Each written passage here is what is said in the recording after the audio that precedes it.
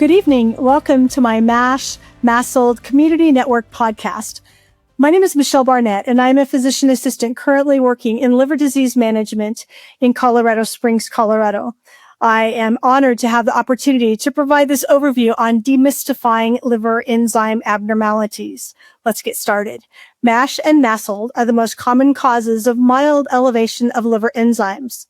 According to recent published studies, the prevalence of MASLD is thought to occur in up to 23% of American adults. AST, ALT, ALK-Phos, and total bilirubin are typically reported in a hepatic function panel, so we will focus on these values tonight. AST and ALT are sensitive markers of acute hepatocellular injury, and ALK-Phos can be elevated in certain cholestatic and autoimmune liver disorders.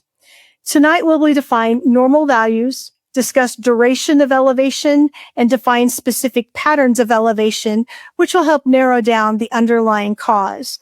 First, let's define normal values. According to AASLD guidance recommendations, a truly healthy ALT level in populations without risk for liver disease range from 29 to 33 in men and 19 to 25 in women. Normal values for ALK-Phos can vary from 34 to 104. This may vary from lab to lab, and what is considered normal may actually vary from provider to provider as well. Let's look at duration of liver enzyme elevation.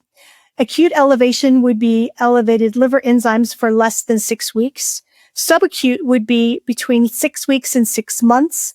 And chronic inflammation would be noted to be occurring for greater than 6 months. The longer duration is often seen in MASH and MASLD, as well as alcohol use disorders. The pattern of liver enzyme elevation is also key. Hepatocellular pattern is a disproportionate elevation of AST and ALT with a normal ALK-Phos. Cholestatic injury is a disproportionate ALK-Phos elevation with normal AST and ALT. Cholestatic injury can be seen in PBC, PSC, choledocholithiasis, and other biliary disorders. A mixed pattern is seen when you have a mild elevation of AST and ALT, as well as elevation in ALK-Phos.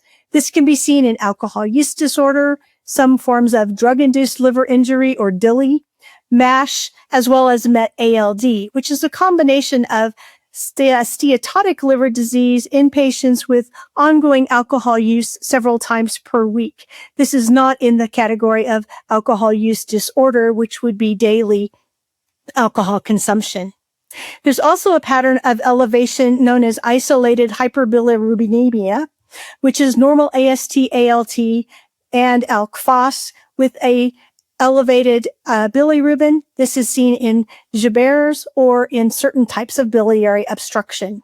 If we look at the elevation of liver enzymes, near normal values can be seen with chronic viral hepatitis or with MASLD. You do not have to have elevated liver enzymes for there to be any damage occurring in the liver. If the value of the AST-ALT is in the 200 to 300 range, that is commonly seen in MASH, but also seen with chronic alcohol use disorder. When those values continue to be higher with a 1,000 to 3,000 value, that's often seen with acute viral hepatitis and some forms of biliary obstruction.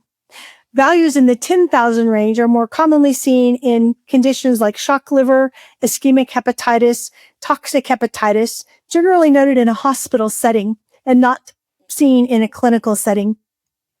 So we reviewed the basics of liver enzyme elevation. Thank you for joining me today. I look forward to our next session where we will answer some common questions from a primary care perspective on what these liver enzyme patterns of elevation tell us and how to use that as we make our clinical decisions on patient management.